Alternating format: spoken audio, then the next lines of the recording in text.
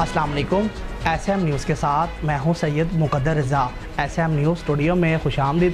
خبروں کے سلسلے کو مزید آگے بڑھاتے ہوئے خبر شامل کرتے ہیں بکر سے، جہاں پر deputy commissioner Bhakkar doctor Noor Muhammad Awan کا ڈی ایچ کیو ہسپتال کا اچانک visit, emergency ward, lab, C C U ward کا معائنہ کیا۔ ایمرجنسی میں آنے والی 2 سالہ پری کے علاج ٹیسٹ میں غفلت برتنے پر سٹاف نرس کو معطل کر دیا گیا۔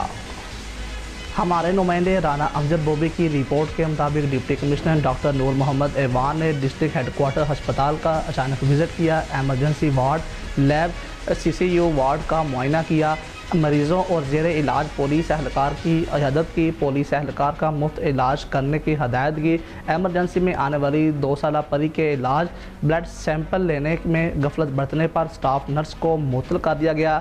ایم ایس ڈاکٹر محمد آصف کو ہدایت جاری کی۔ ڈپٹی کمشنر ڈاکٹر محمد نور محمد ایوان کا کہنا تھا کہ ننھی پری کے علاج بلڈ سیمپل لینے میں غفلت برتنے پر سٹاف نرس کو معطل کرنے کے احکامات جاری کیے ہیں۔